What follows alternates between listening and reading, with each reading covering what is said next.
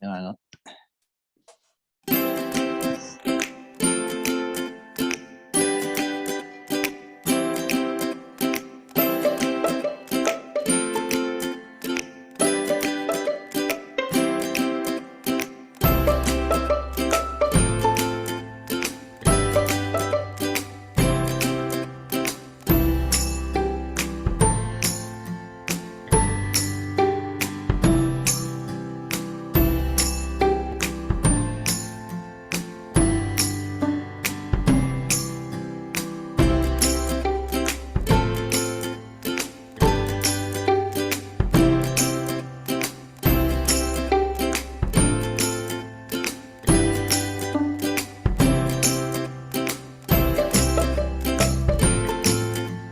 Right, well, after some jiggery pokery, I think we have got music back to the start of the podcast now, because Nicholas was jiving away to that.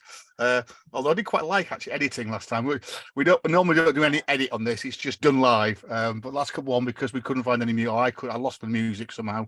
I was actually editing it, which is a bit better because we could start and restart things. But anyway, we're back.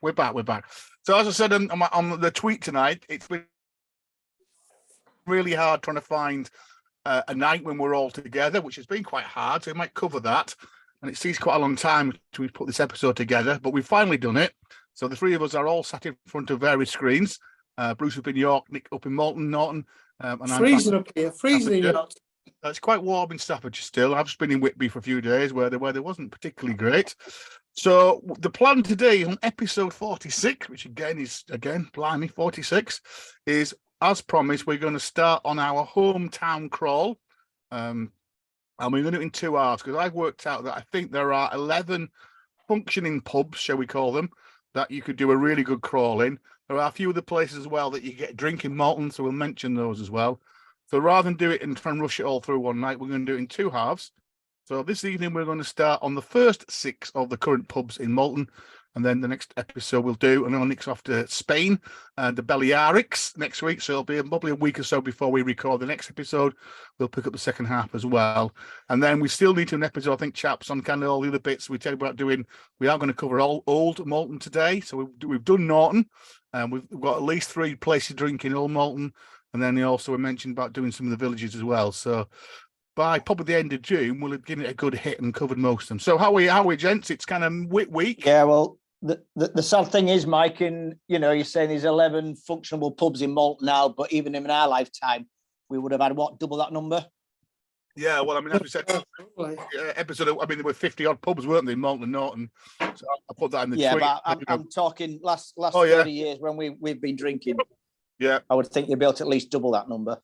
And if anybody wants to look back at episode 44, we talked quite a lot about those pubs which we knew as kids or younger drinkers, and have since gone. So, yeah, it's a bit of a shame. I think I just put in the tweet, though, it is quite an eclectic mix now, isn't it? You've got some traditional Yarkshire pubs, like the Blue Ball and places like that, and then you've also got some newer venues like Omni and tap rooms like Brass Castle. So you've got quite a variation in town. A couple of pubs that are possibly going to reopen in the future, but who knows? So there is quite a variation, really. So it's hard to see they've got line closed, isn't it, really? I'd love to see that reopen. Yeah, and keep reading that has got their plans and there are plans and there are plans. So we'll have to keep seeing. And we've talked about the gate as well, haven't we? That's going to reopen. I don't know if I've debated on here before, but the last person I was speaking to reckons there's some confusion over who actually owns it. Oh. Yeah. As in, I'm not sure, meaning building-wise or lease or whatever else. But there has been scaffolding on there, so obviously it's in such a condition now that they must be doing something with the roof. But I say I can't quite remember who it was who said that to me, but I didn't basically take it as an off the cuff comment that they didn't know what they were talking about. So yeah, be interesting to see what happens with it, really. But I see Travelodge or Premier Income, because with any other competition, such would really, and you get that whole influx of people in town, maybe 40, 50, 60 couples looking to eat, it'd be a huge boost to the economy. It's found out in Pickering, have it there. And I noticed now that Travelodge are entering partnerships with local authorities where they're saying local authorities will buy property or ex-local authority properties, they'll turn them into a Travelodge, and then they're going to profit share for like the next 40 years. And they're saying the economic benefit for these smaller towns is colossal. So a good solution. But of course, it's owned by the estate, the Green Man in Malton. But that's, I mean, as long as you started, I hate to see a Weatherspoons come because that would decimate the pubs. But Travelodge Premier Inn would be great for town, wouldn't it? Yeah, I was told they were charging, I think, 170, 180 quid this weekend for a night in the lodge. Because obviously that's all we've got. We've got the lodge and the Talbot, and then you've got a couple of, pubs with rooms above. But I've always said there is a shortage of accommodation. Are you back with us, Mike? Because you dropped out, and then I don't know if you're back or not. Looks like he's not. Are you there? Can you hear us? I don't know what's happening now, but I think I'm back. Yeah. Well, me and Bruce were still able to have a conversation, but dropped out. That was all good. No, I think it said it was still carrying on, so that's fine. So as I said, it's been a while since we've been together on live and certainly in person. I saw Nick briefly. What did we do, Nick? We had a quick pint nip in Whitby. Took you to a new place you hadn't been before at the Middle Earth Tavern. We had quite a nice a pippin, which was all right actually. It always has been okay, Pippin. As I said, it must be. I don't want to make comments on landlords or even the brewery, but it always seems to be a beer that seems to be fairly easy to keep and keeps a good condition. With it being a quite light beer. So we had hoped that we might get together over the bank holiday, but unfortunately, again, didn't quite work that way. So we are still planning. We have our Northern Rail vouchers that we've been in local papers over the last couple of weeks, which means you get is it 17 quid for a week rover? Is it 10? Weekend. Weekend. 10 for one day. Anywhere on the Northern Rail network, 17 quid for the 17.50 for the weekend. We don't have to print the forms off yet, do we, Bruce? No. No, you do that when you go to the station and buy your ticket. It says, yeah. So that's you have to print off. We're going to try and plan some up for two with that in maybe this evening. Yeah, so we'll do that. I think we've got to the end of July, so we're going to try and work out a bit of a beery get together. It's a bit harder for me because Northern trains, we only run one service when I'm in Stoke. That goes up to Manchester, and then we talk about maybe going to Chester. So Nick's already showed us that he's on the London Pride tonight because he's found some bargains in his local shops.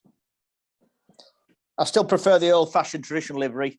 This glass is probably about 10, 15 years old, and although you won't see much difference, I still think that looks a lot more regal and traditional compared to one of the newest bottles where they've just tweaked the design a little bit. Yeah, you're right, Nick. You're right. Yeah, unnecessary change. Yeah. That's the Japanese influence now, maybe. But yeah, £1. Yeah. £1.29, £1. Can't remember, it was 29.39 in local herrings. So I got a couple of bottles of that, and I was in my local Asda yesterday, and they've got a cracking deal, and they've got 500 millilitre bottles of Jaipur at £2 a bottle, but it's also on there buy four for the price of three. So you get 4 bottles of Jaipur, that's going to be £6. That's going to be £1.50 a bottle. Well, I mean, you can't even get the little bottles for £1.50. So that's really cheap, isn't it? I'll be. I was walking. I was on foot, so I'll be going down in the car tomorrow, I think, and clearing the shelf for those. Okay, well, me and Bruce just had the pre-diabetic discussion before we went online. So I know Bruce has a cup of tea at the moment and was contemplating some zero Guinness, but it's taken out of the fridge. So I thought I've got some zero Guinness as well. So we might do that next time. We might have zero Guinness because I don't think I've not had any yet. I've got a couple of cans, but I've not had any. So we might do that. Taste test. I was drinking it last year, zero Guinness, when it first came out, and I reckon it's one of the best alcohol-free or very low alcohol beers that's out there. That and Adnams Ghost Ship. Everything else, no. I've tried them, don't like them, but zero Guinness and Adnams Ghost Ship 0.5, I think it is. Like them. Well, the trip to Whitby mean I picked up some Yorkshire beers in the co-op because they do a really good offer. So I'm about to start on a Saltaire Citra, which I think I've had before, but it's quite like Saltaire beers, and they seem to have a bit of a thing with the co-op. So they had a full range of those Saltaire beers, and I've just actually had an Elvis juice because I've got some I took these to the band week in Wales and didn't drink as much, so it's back there as well. So are they 6.5? Are they 5.1? 6.5 in the little cans. Ooh. So it's been a while since we kind of sent some of these in, but Bruce, you've been out and about. Looks a very, very busy Fox. I think that was probably the middle bank holiday, if I remember rightly. It was heaving. We was absolutely packed. So we ended up mooching into town a bit late because kids want to come with us. And then the other picture of those people on YouTube to the right is Sam Smith's pub's just reopened. Big events around here. This was the village of Rufford, about 3 miles between York and Wetherby. That pub's been closed for about 4 years. Anyway, a young couple have taken it over and very well patronised. There's a lovely beer garden around the back as well, which is in the shade on the night. That was jolly good news. Bless him. Give him about 3 weeks, Bruce. I didn't know that the Ploughing Whitby was a Sam Smith's pub, which is on like the high street. That's still shut, very much shut. That had adverts up if you want to come and manage this pub. The Jolly Sailors were still going very strong on the front. Yeah. But I had no children on the no children, no mobiles.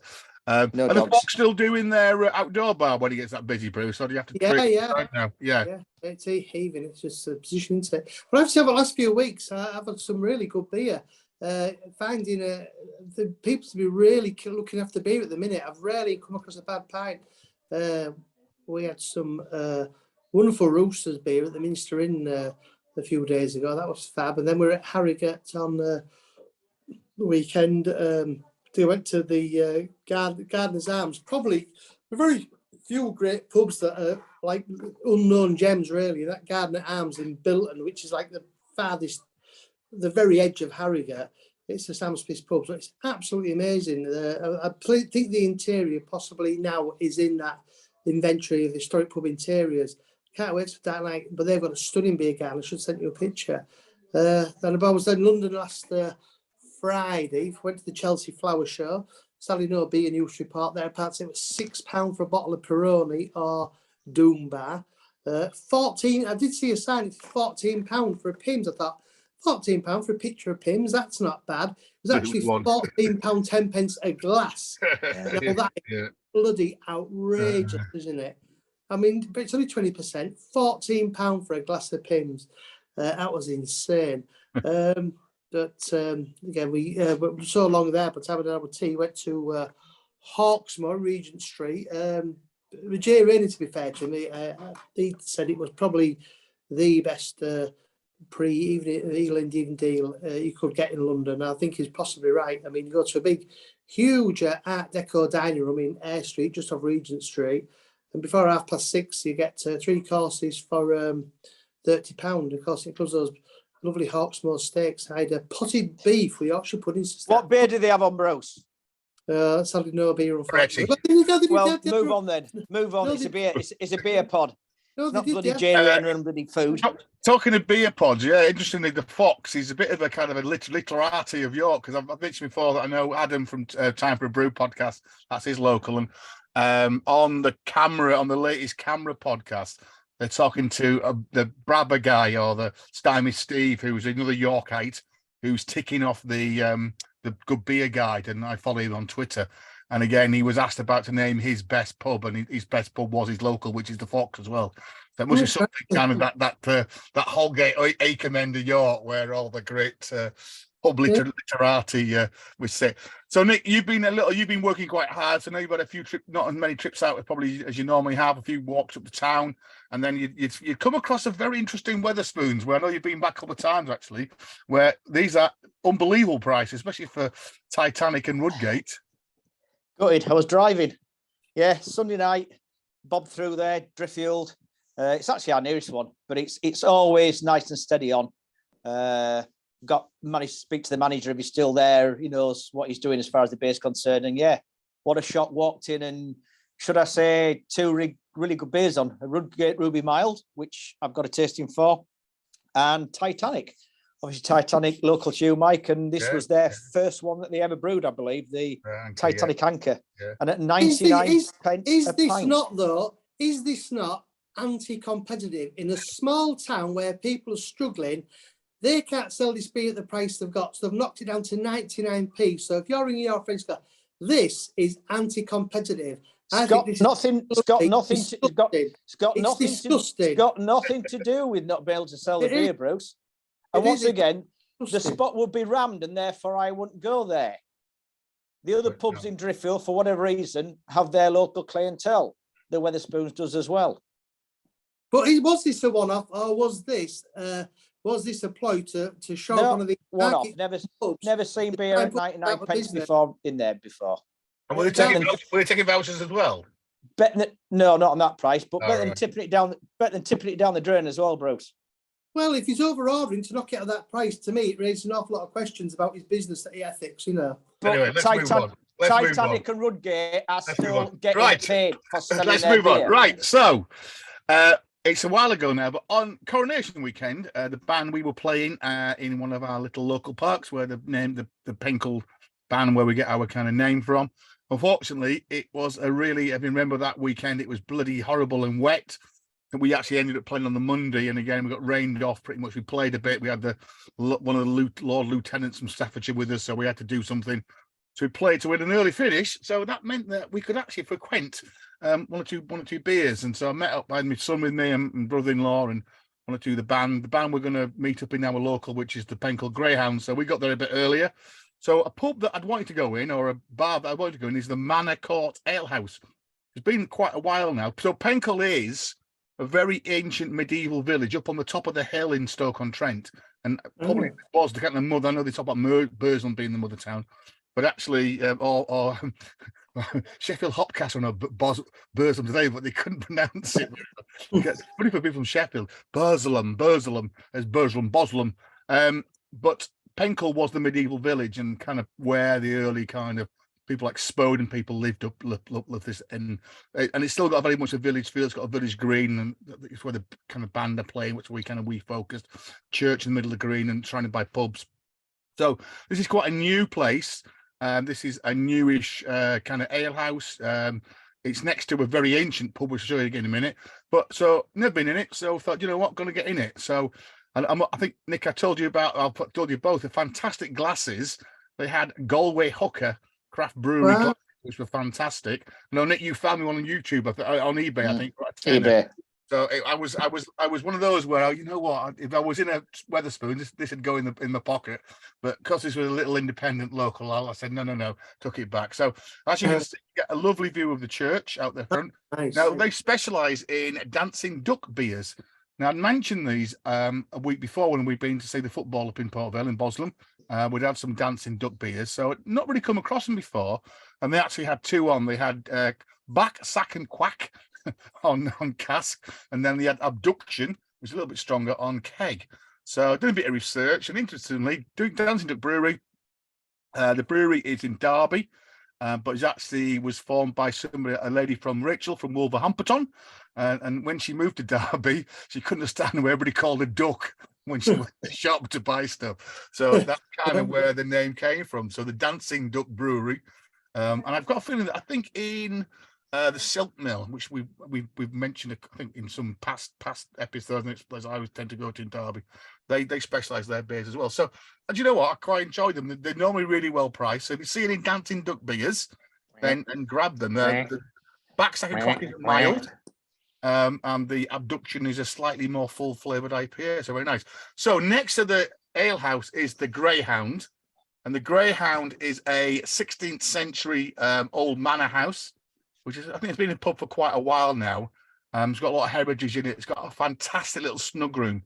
If you look on YouTube, you go through the little kind of door. There's two doors, but you go on the door on the right hand side. The right there's got a fantastic little snug room, and this was used as the manorial court for Newcastle on the Line back in the day. So it's a great pub. We tend to go in there as a band. They normally have at least 4 casks on. They normally have a very cheap Titanic. They do the raspberry beer quite a lot in here for about £2 a pint, which is great. So very, very, very good. And then across the road from the Titanic is the Marquis of Granby. So within a spit of that churchyard, there are 3 pubs around the church. This is more of a kind of loud pub. It's got disco on a Friday, Saturday night. Do a good quiz. They got cask on. They got directors, Hobgoblin and Pedigree on. Tom Aston's, isn't it? Yeah, but actually, you know what? That Courage Director Superior, I'm not seeing much of that. No, I've not seen that in ages. As you can see there, it poured bloody well. And you know what? It was pretty good, actually. It was a good pint. So they used to have that in Brown Cow in Sheffield before Sam Smith bought it. Yeah, that was. Oh, I always used to, if I went in there, that's what I always had, that Courage Directors. Yeah. And then It's if you go, favourite ale, isn't it? yeah, and if you go another 5 minutes either side of that pub, There are two further pubs in Penkle. There's a Terraced Inn, which again is a little bit more of a kind of a state pub, and there's Parsons pub called the Beehive. So you can do a pretty nice little 5-pub crawl in Penkle and walk no more than a mile. And in fact, again, at Bannon, we do the wassail up in when we do that. Is it December? We do wassail. And no, not after. I think it's in January we do wassail, and we visit all those pubs, which is quite nice. We play outside each of the pubs and visit the apple trees in the village as well, which is really, really good. So that was good. Obviously, I'll catch up with my Whitby highlights. I've got a couple of new places that were new to us all. I did manage to test the Guinness in the Golden Line, which Bruce has mentioned before, and I've got to say it was a very fine pack of Guinness. But we'll come back to that. I'll also tell Nick about a wonderful beer I had in the brewery. 9-volt battery, which was right down Nick's. I've got to say the gold and the blonde was on very good form, but I thought I'd better try something a bit different. So I had a 9-volt battery, which is their Vice beer, which is interesting. So Bruce, what's going on in York, mate? So this hit all the headlines, didn't it? Abuse, urine, and even missiles. York's nighttime Yorks are out of control, says top tour guide. And this kind of started off in local papers, but then I think it got picked up by some of the nationals, didn't it? Yeah, I think she's kind of hit the nail on the head. It's not getting great out there on a weekend. You certainly over the Ouse Bridge and the area at the bottom of Micklegate there. Yeah, it's pretty bad. I walk back to the station as well. I mean, this trouble. A lot of it, of course, is down to the proliferation of Airbnbs. But also, of course, it's become, I think, such a massive popular destination for hen parties, and when people realise that, the stags come. No, it's not good at all, I have to say, on a Saturday night. Friday night seemed to be fine. Saturday night, though, and on the night on the races, I mean, to be honest, we just avoid the town centre now on race night, which is shocking, isn't it, really? Of course, people come to races change significantly.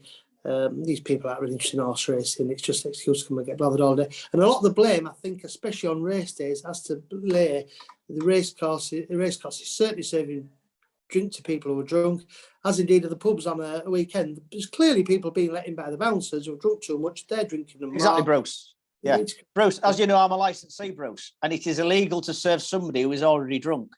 And therefore, you know, how can people get drunk? Because as soon as they're drunk, they shouldn't be allowed in the bars. And when the police are standing back saying, no, we can't arrest them for anything, then, you know, if they can't arrest the people getting drunk as easily, then start putting pressure on the landlords.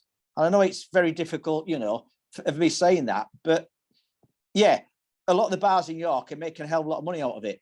And they're not bothered about the rest of the population. They're not bothered about the people who live there, because ultimately they're being run by multinational companies again. There's very few little traditional pubs that are one-man bands in York that actually benefit. Those are the pubs that we go, because we know you're not going to be surrounded by dickheads. It's the bars that are selling to the dickheads and let these people get drunk that it's not affecting their lives, because they're sat in offices in London or in Leeds or in these other places. And it's interesting that linked to that is, again, some of the pushback the week after was certainly in some of those pubs Nick's mentioned, the Golden Ball, which we frequent quite frequently, which again is a pub. I guess it's slightly tucked away, but if you were coming back from the races, it's probably a pub you probably could head for. And they had decided that for the Dante Festival, which is in what's that, May, isn't it, Bruce? I think they were going to be race free, so they weren't going to let any race goers in. Which is a bit hard, because I guess there were some people who would enjoy the races and want to go for a decent pint. You know, right. I would imagine lots of people who go, what, nutritional pub, people have 2 or 3 pints, go to Trafalgar Bay. So that's closed now. This is on the, if you know where you're going, avoid the marked out routes. And I certainly give the good bands out, but it was a bit strange. It's a community-led pub now, the Golden Bar. Been a few, so I'm not entirely certain about this. Yeah, certainly don't let gangs in and things like that. But to tie everybody to the same brush, well, you know.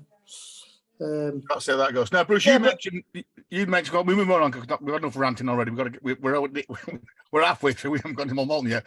Bruce, you mentioned you've been in Sheffield. You'd had some Kelham Island, which again you said, which we thought had gone on a bit of digging, and I picked up that actually it was rescued partly by Thornbridge, actually. That the Tramlines is a festival they have in big one, and they had timed up, the co-owner of that, a guy called James O'Hara, had joined up with Simon Webster and Jim Harrison of Thornbridge, and they have rescued the beer. Basically, they've kept the. I don't know whether they've kept the brewery open, but they've certainly kept Callum Island Pale Rider, and they're brewing that. I don't know whether they're brewing it at Thornbridge or they're brewing it still at Fat Cat or around there. But again, you'd mentioned that again, it was great to see it back, and it is. So yeah, that was the story behind Callum Island's Pale Rider. So great to hear that. I used to love the Callum Island bitter, and actually, I couldn't. They only had the Pale Rider on. We were there in the Fat Cat. So when I see the bitter come back as well, I actually prefer the bitter to the Pale Rider. I think at the moment they're only brewing that because they reckon that was such a beer that was linked to Sheffield. So that was interesting. Yeah, so that's a bit news there. And then just finally, as mentioned, I've been up in Whitby, so I did manage to get the brewery. I know, Nick, you tend to go there whenever in Whitby. And I'm reflecting back to, again, I was just thinking back 2 years ago, we were in Whitby and we were queuing to get in because it was one of the few places that was open in Whitby because it had such a nice outdoor space. And as you can see, some those on YouTube, it's a cracking place to drink beer. I think probably one of the best views from any tap room in the country. Definitely. And they're 10 years old, would you believe? In June, they're 10 years old. So they're having a bit of a shindig and they're having a beer and cheese night one night. And hopefully get some more pizza dough because they ran out. They ran out on when was that Tuesday afternoon by about 4 o'clock. So I had a few pints, but no pizza, unfortunately. So I'll catch up on Whitby there. So as we said, we've done a couple of weeks now. We've been looking at a couple of episodes. We've been looking at Malton and Norton, the kind of place that gave the podcast its name. So we first of all talked about some of the pubs that are no longer with us, unfortunately. And then in the last episode, we picked up and we did a very, very the micro crawl around Norton, which is our side of the river, as there are only currently 3 pubs which are functioning in Norton. Is it 3 or is it even 2? Hyde Park Union and the Derwent Arms. So we're going to focus for the next 2 sessions on Malton. To mention that to get to Malton, you have to go to Norton because both the railway station and the bus station are in Norton because they're on the other side of the river. However, what we've done is I've kind of built a tour starting from either the train station or the bus station, or probably the main car park that you might want to use because it's normally you get places which is down towards the railway station and across from a big place called Yates's, a big agricultural store called Yates's. So as I said, I've kind of done a anti-clockwise tour that takes in 11 kind of functioning pubs which are currently available in Malton. You'll pass on that tour a couple of the pubs which are no longer open but are still there, and a couple of those, again, excellent. So the plan tonight is that we're going to go from pub 1 to 6, which will take us just to the marketplace, the cattle market in Malton. And then next episode, we'll pick up the other 5, and that will bring us to the kind of centre of Malton, the Malton kind of town square, where, again, the church, the market, etc. is there. So that's the plan. As I mentioned, there are probably, I think, another, 4 or 5 places you get a drink. So we're not going to talk about the Talbot on our tour, but you can get a pint in there. A couple of restaurants, Tooheys, you can get a drink there. There's a whiskey merchants that you can get apparently craft beer in there. There is the gin distillery, Redbird Gin Distillery in Talbot Yard, where you can buy, again, normally Red Willow beers actually in there. And they retweeted me the other week when I said that. So a couple of places. There is now 2 breweries in town. Well, technically there's 1 brewery in town, isn't it? Because where is Brass Castle? Oh no, there are 2 breweries in town. Sorry, I'm right. I'm thinking Bad Seed. So we've got the Yorkshire Pudding Brewery, which is, if you look on the map there, it's behind kind of York House Function venue to the bottom left. And we've also got the Brass Castle Brewery, which is towards the middle there, near number 1. Do Brass Castle brew all their beer there, or do they have? Am I thinking they've got another unit as well somewhere? I mean, for a while, where Tiller and Brown used to be on the bridge, they've certainly been using that. I don't know if they've been using that for storage. Sometimes you see the vans there. Sometimes you see the new plastic barrels that you get that look like big soda stream things. You see stacks of those outside. And obviously that's part of Fitzwilliam's property as well. But whether they're actually brewing in there, I don't know. But I say certainly they've been using those premises, and obviously that's like a big warehouse. Bad Seed up on the Showfield place. Bad Seed Brewery. They were on one of the industrial estates, but that was it. I mean, I think that was part of their demise. Obviously, they never put a footprint in town, and you never used to see the beer in town either. You know, they seem to send it out, but you difficult finding where they were and what they were doing, really. Yeah, lots of Brass Castle are reopening the buffet at Brilliant Railway Station. That's right. They're looking at it. I was in Brilliant the other day. I don't know. It's weird. You've got to know it's there. You know, there are a couple of little micro bars have opened up in Bryn now, but they're right in the centre. All right, they're not on the main street, but they're easier to find. Whereas I say the railway station is still a little bit way out, really. Great if you come in by train, but there again, it's not a line that gets a lot of, throughput, a lot of footfall through it, really. So be interesting to see how they get on with it, really. Okay, so this is our 11 pub crawl. So you could probably do this in a day if you really had to. And I know Nick, you were saying that actually the problem with Malton is there's not a lot of accommodation. So you'd probably stop in somewhere like Scarborough or York, really. Then which is, it's easy enough. Yeah, it's definitely easy enough. 25 minutes away on the train, or a bit longer on the bus, but again with £2 buzz at the moment, you could go to somewhere like Leeds even. So the plan is, as you come out of the railway station, as you come out of the bus station, if you look up the hill, up over the river, and your first sight you'll be greeted with is the Brass Castle Tap House. So we've mentioned this before. In our days, this used to be a handbag shop, a suitcase shop, and actually was in the past actually a temperance hotel. Which obviously didn't sell any beer, but around the back where the brewery is, it used to be Campbell's chainsaws and lawnmowers and stuff. Yeah. So this is the tap house. Nick was a bit unsure about it, but I think I've turned him round, and it's one of his regulars now, mainly because they do a loyalty scheme. So is it 6 pints you get one free, Nick? 8 pints you get one free, plus £3.50 for their own beer in there. Yeah. So you'd be paying £3.50, and then every 8 pints you get another one free as well. It's probably the cheapest beer in town now. Yeah. Now, I guess that picture's a little bit misleading because it's quite a small place actually, and it's only on one floor. Amazing, haven't gone up yet. I don't know whether those upstairs. They have upstairs, right? Yeah. So upstairs is often open. They've actually got a billiards table up there as well. I think they're part of a billiards league, which is obviously an old-fashioned game, predated pool, and they've got various games and stuff up there. But yeah, once again, we always tend to stay downstairs, don't we? Yeah. I just wish they'd put the tables out the back again when they'd had their fingers wrapped from the estate again, because obviously all that land is the estates. I mean, I went up the other night and it was lovely just to be able to sit outside. I went outside and there was no way. I had to lean against the wall in the end. I mean, all right, I was the only person out there, but whether it's to do with noise or whatever else, I don't know, to do with the license. They always used to have tables and stuff out there, but they're not encouraging it at the moment.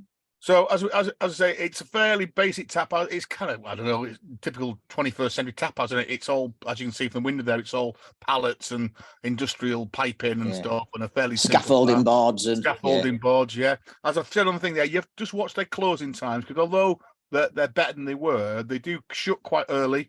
And we caught out last time we were out there. We went together, Nick, because I think that was shut on 8 o'clock. I think they shut on a Sunday night. Yeah, I think the close on a Monday, Tuesday, Wednesday, something like 4 till 8, 4 till 9. They only do all days on, obviously, Saturday, I think it is, so 11 through till. Whether that's their licensing, that's the license that they'll get granted them, I don't know, because you expect them to. I mean, I think once again, it's the people they get in there have had enough by 10 o'clock, and they don't want that last hour of idiots piling in there who are already drunk and having to deal with it. Because once again, it's not the greatest of buildings, because the little bar is right in front of the door there. They encourage people not to stand at the bar, although they seem to relax that rule a little bit now. But yeah, I mean, if you can make a living till 10 o'clock, what is the point in having folks after 10 who are already half cut? So I think that's probably why they do it. So they normally have 2 on cask, at least 2 on cask, don't they? And then they have obviously the kegs behind, probably 6-7 keg lines behind. And then they do also like a little mini shop at the left there. You can see fridges and some shelves where you can buy pretty much most of the Brass Castle range. And we've mentioned before that Bad Seed was one of the other breweries in Malton. Unfortunately, they have kind of closed down, although I still see their beers here and there. And I think last time we were in it, we were chatting to the guy behind the bar, and I think some of the Bad Seed guys have come across to work for Brass Castle now as well. So there might be a little bit of a ring there. I think one of them has, yeah. And then they do collabs with other breweries as well. I know they're into this, bringing people in from overseas, America and Canada. Yeah, and whether they're sending their staff over there, but this is what craft brewers tend to do now: is share knowledge and share sabbaticals and stuff like that. And then again, just for those on YouTube, behind the bar is the brewery, which is, as Nick said, used to be a lawnmower little engineers thing. The building you can see there on the right there, they sometimes put a bar in that where the roll-up shutters are there. They often put a festival bar in there when they're doing stuff, and certainly we've had a drink in there as well. And let's say it could be a nice little courtyard out the back there as well. So yeah, not a bad place. There is a bit of a clique in there that sit on the big table on the right hand side. I've got to say, Nick, yeah, is that right? Every time I've been in there, it's the same kind of faces that sit around they're, that. They're the regulars that keep the place open. Yeah, They're all the retired. Yeah, and they're okay. Yeah. They don't hurt anybody. Oh, definitely. It's just dogs. Dogs sometimes are a pain that they have, that they tend to lie all the way in the doorway. And I don't know what it is with dogs in pubs. I don't mind it, but when they actually encourage them, I was stood at the bar the other day, went to get served, and this bloody great hound came up with his paws on the bar. And the hell's happening here at bar? I said, "Oh, it's all right. He's just come for a snack." So actually encouraging a dog to put its paws up on the bloody bar, lean its head over, just to get a bastard biscuit. It's like, okay, right, fine. There, me and Nick enjoying some beers in Brascastle. We like to sit in the window there. We normally often get in there when we go to Florio's across the road, which is a really good Italian restaurant in town. And we're through. So Brascastle, good place to start, good place to finish. So maybe that you had your last pint in there before you wait for the buzz of the train. But so just be careful because they shut either at 8 or 10 in the week or at weekends. So just be careful.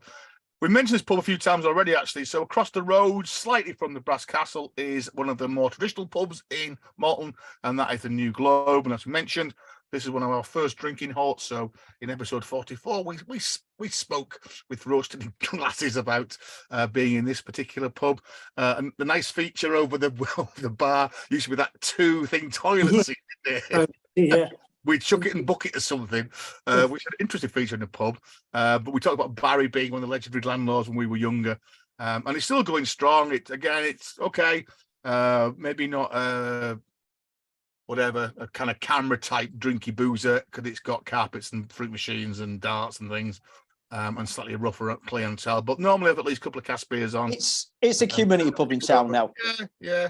I mean, it's not one of those places where everybody puts their pints down and stare at you.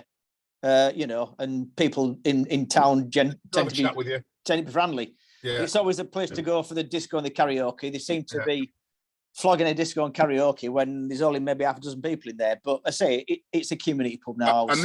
This pub's open, isn't it? This pub will be open. It'll be open every lunchtime. It'll be open every night, every day of the week. It's open. So quite a nice little beer garden as well, which you can see just the left-hand side of the picture there. So again, the weather's quite nice. It's got a nice little beer garden. You can sit out there as well. And again, we mentioned last time we were in there, I think I took some pictures. This is the left of the bar. There's a little lounge on the left, which we talked about. Didn't used to exist when we were kids. It used to be the dining room. And then I say, unfortunately, this is the rear snug now, which used to be lovely, and now has become a little bit of a games room. But you can probably tell from that kind of flooring and the kind of decor that it's slightly not quite the same old Yorkshire traditional pub. So those two are fairly close together. You then turn around what is Butcher's Corner, which sometimes normally has an interesting smell as you go around for whatever reason. That smell. Because the Victorian sewers, Bruce, and to sort them, they'd have to dig the road up for weeks. And once again, a lot of the roads have just been done in Malton. People have complained about potholes and the surface of the roads. They close the roads for 2 or 3 days, and everybody's up in arms. Everybody's life has come to an end. Oh, we can't get the kids to school, and I can't get to work, and I can't do this, and I can't do that. And these are the same people that complain of the state of the roads. So to sort those sewers out once and for all, Bruce, number one, they've got to stop the fast food people who up the roads basically. Right, let's move on. It's a beer podcast. We're not going to about fast food. Right. So up the road, we're now on to what's called Wheelgate in Malton, which is the main kind of shopping street, which kind of climbs up gradually towards kind of top end of Malton. And on the right hand side, just up from what used to be Woolworths, is now was a Dublin. Is it still Dublin Smiths? Are they shutting as well? Yeah, no, it's Smiths. You come to what is now called the Rose and Crown. Most people in Malton will still refer to it as Sotheby's. You can't call it that. You have to be careful because the new people quite rightly get very peed off that everybody calls it Sotheby's when the Sotheby family sold it. Well, we don't. We called it the Rose and Crown. Just say we called it the Rose and Crown. So it's the Rose and Crown, which was its name, I think, and many moons back. Say it again. Say it for the third time. The Rose and Crown. But this pub, Bro, say it. As a British legend, You're bad. Get out. You're bad. The Sotheby family did have this and ran all manner of things from it, including for quite a while an undertaker's. So again, in our very young days, sometimes you would pass coffins in the back area, and certainly the first used to be there. This was also the site of the original Malton Brewery, and we'll come on for a minute. And there was a brewery around the back, and just as we were starting to drink kind of seriously, the brewery probably was in its heydays. In fact, I wrote about it in my A-level economics. I'm a general studies A-level actually, and probably got me some good grades because of it. So this is a more traditional boozer. Again, we've mentioned it a few times on our trips. Do occasionally still pop in there. It's not quite the pub it used to be. It used to be very much pub, isn't it? Bit of again another horsey pub, wasn't it, Bruce? You could put a bet on this pub, couldn't you? You could in the bar. Not the bar and get paid your winnings there. Yeah. And the fire roaring, and we saw it in the final days of the Sudbury final. So lovely roast beef sandwiches on the bar. Big rolls with thick, fresh butcher's roast beef. So all changed. So when Sudbury's did have it, they opened the Malton Brewery. And Double Chance was their signature beer, named after a Derby winner. Bruce, is that right? Was it Derby winner or Right? Yeah, Dad. Yeah, Derby winner, which was stabled apparently, reputedly, around the back of the pub when the days it was coaching in.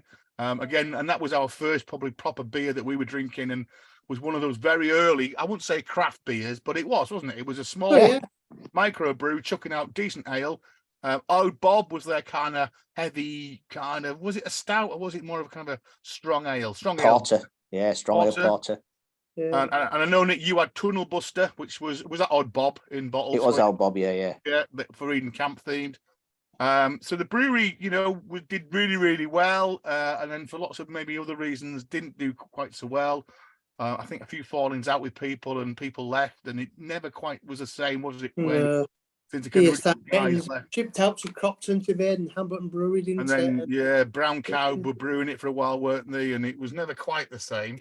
And then I say that this, we knew it as Sotheby's because Sotheby's family had the brewery for quite a long time. Actually, I've just listed here. I was quite amazed actually. I don't know where I got this, but you actually look at what they were chucking out. They chucked. Beer, didn't they? I think there were 3, 4, 5, 6, 7, 8, 9, 10.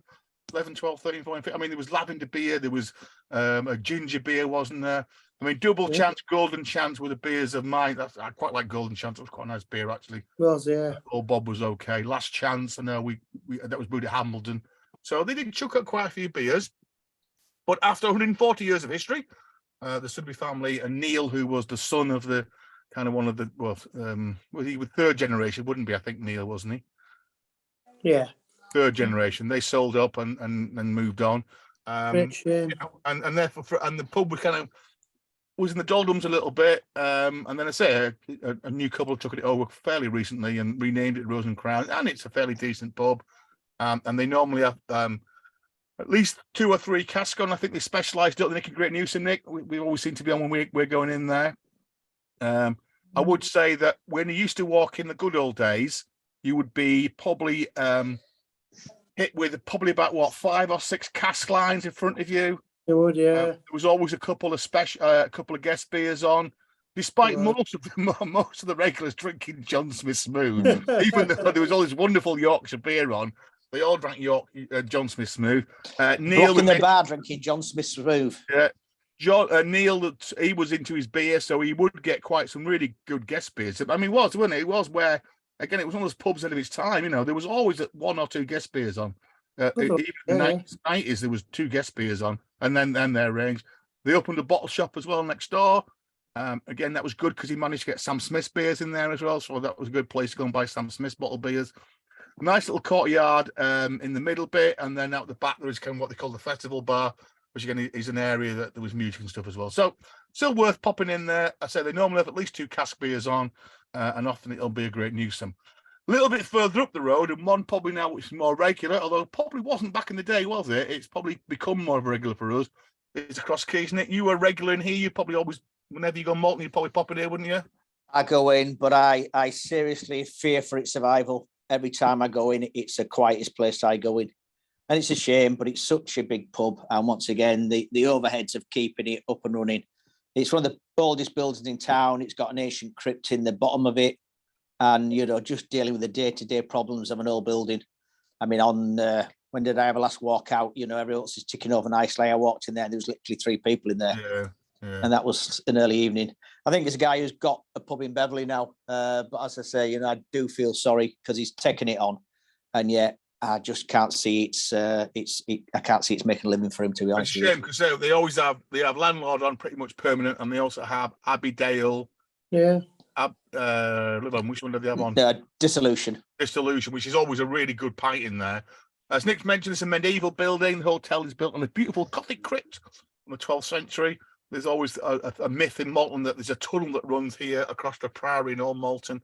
And I don't think I've ever been down the crypt. The crypts, there's a picture there on YouTube for those that want to see it. There are still these medieval crypts where they have the barrels and stuff downstairs. It's interesting. It's been through a few phases. It was a Thai restaurant for a while, wasn't it, Nick? That carried on serving decent beer. We quite like the little snug on the left-hand side that you go in, and that's got a very, very funky-looking, retro-looking jukebox in there, which you can see, I think, plays records still. No, it never works. No, it never works. Right. Used to do. Switched but, on there. I've never known it working for years. It's quite a smart pub inside, actually. It's quite Yeah, nice. absolutely. I was The really bar's impressed. nice. Yeah.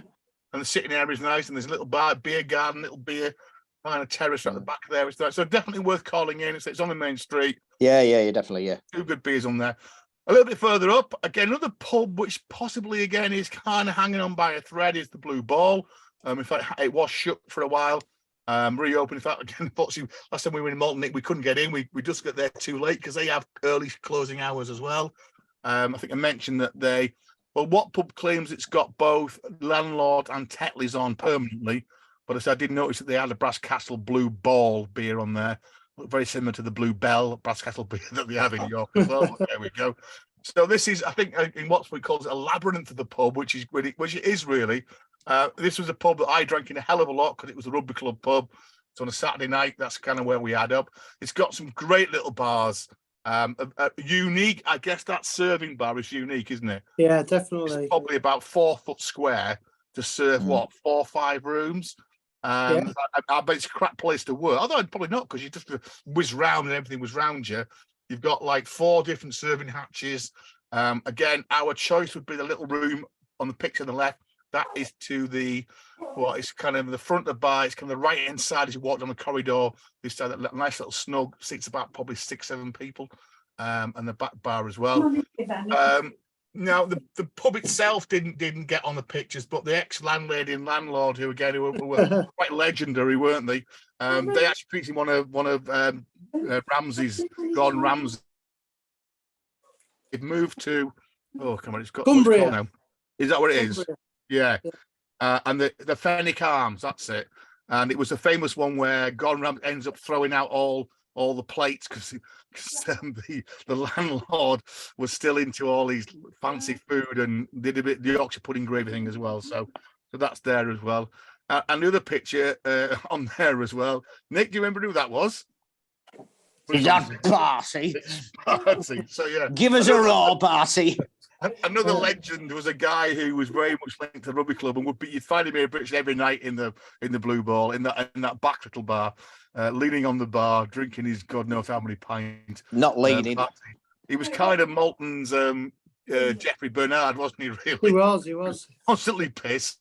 Barty, quite well spoken. Give us a roar. No, I can't. And he had this famous roar that he used to give us at the rugby club. So after a few beers, he would be egged on to give us a roar. So it's still. What did he do for a living? What did he do for a living, Barty? I don't know. He would always seem to be retired whenever I met him. Retired. I know. I think it was a bit like Bill McLaren, the famous commentator. I think he got something like polio when he was very young. He didn't play. He was a very good rugby player. And I think something happened to him, and he couldn't play. So anyway, I just thought I'd throw that. So that's the Blue Ball, worth going into. Again, a proper old Yorkshire pub. Used to be very good for its food. I don't know what food's like now, but it used to be again a place where you go for a meal, wouldn't it? Yeah. And they normally have 2 cask beers on. They used to have here the old Tetley system, didn't the old kind of through flow system where your pint used to be overflow and they'd serve your pint white. It was absolutely all the way down here. It was fantastic, wasn't it? Recycled beers. So if you then nip across the road and you walk up the kind of back of what is kind of the cattle market onto the cattle. Oh no, so the other thing I was going to talk was the name, the Blue Ball, because it's a funny name, isn't it? Really, the Blue Ball. You come across a few of them, and then a quick Google, and there are 3 reasons why Blue Ball is used on coastal towns. Apparently, when pubs on the harbour, when the fleet comes back in, they put a blue kind of float, a blue buoy. They'd hoist that to say that the fleet were back in. So, and that would be Malton. Blue ball was often used by fortune tellers, and obviously you tend to find 3 blue balls for pawnbrokers. But the one that probably most links to the Golden blue ball, balls. if you go back to that original picture, it was a coaching house and it's on the main road out of Malton. Was that coaching houses used to put a blue ball outside their door to let incoming coaches know that this pub had fresh horses and accommodation. So it was a way of saying, if you want to swap your horses, we've got fresh horses. So there you go. And apparently this pub is Grade 2 listed. It's been there since the 16th century, probably a farmhouse, I reckon, initially, but it's been named the Blue Ball since 1823. So that would probably link into those coaching days. So there we go. So another heritage pub, which the Blue Ball is the Spotted Cow. Again, is probably a shadow of what it used to be. It is a Tetley heritage pub. Yeah. It's in a cracking location on the edge of the still there cattle market. So Malton still has a traditional cattle market. So is it Tuesdays and Fridays? You can go up and see cows, sheep and bulls and pigs being sold. It's quite, not, again, you know, God, when we were kids, there literally would be thousands of people there, weren't there? And there's hundreds of animals, often escaping and running down the road. It's not quite as big as that now. And there's always talk about it moving out of the town and going on to kind of, you know, onto an industrial park. So the Spotted Cow was the